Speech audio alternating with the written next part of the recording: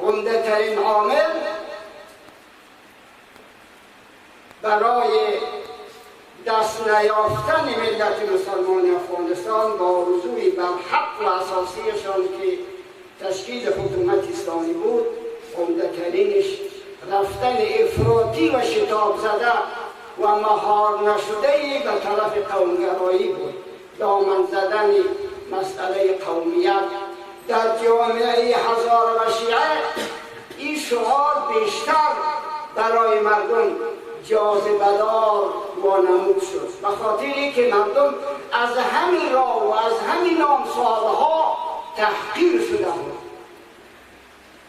لذا بعد از اینکه مجاهدین آمدن قدرت گرفتن، تا اون وقت شعار مرکزی ما استقلال، آزادی و حکومت اسلامی بود.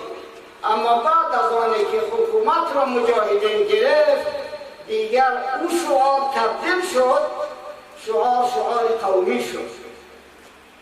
معادله قومی، مناسبات و مراوده هم بر همین مبنا.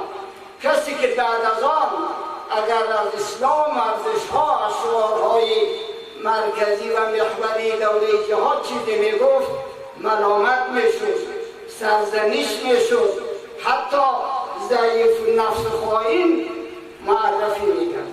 بعد از سقوط حکومت کمونیستی دیگر قهرمانی، پختگی، وطن دوستی، اسلام دوستی، حراست از جهاد ایجاب میکند که در مسائل داخلی بین گروه های مجاهدین و مسائل کشور و مردم باید معتدل و آرام و حوصله‌مند و پرهیز کننده از خشونت و جنگ و تشنج باشیم. البته ما تنها نبودیم. در حزب وحدت، در شورای مرکزی حزب وحدت اکثریت قاطع همین موضوع را داشت. ولی متاسفانه جمع بودم که بعد از قدرت رسیدن مجاهدین بیشتر و افسار گسیخته به طرف جنگ و خشونت و حتی گفت که آتم اگر حق از لوله تفنگ گرفتن نشوه مزه نمیگه. استاد زاهدی مشکل حل کرده بود. استاد زاهدی مشکل حل کرده بود. 3 وزارت و ریاست امنیت ملی را برای همین مردم داده بود که هیچ حکومت امتیاز به یک حزب از احزاب شیعه نمیده.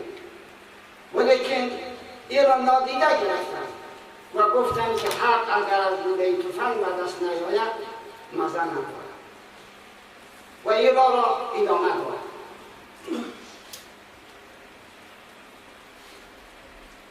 ادامه این را به نتیجه رسید که همه شکست خوردند و همه ناکام شدند.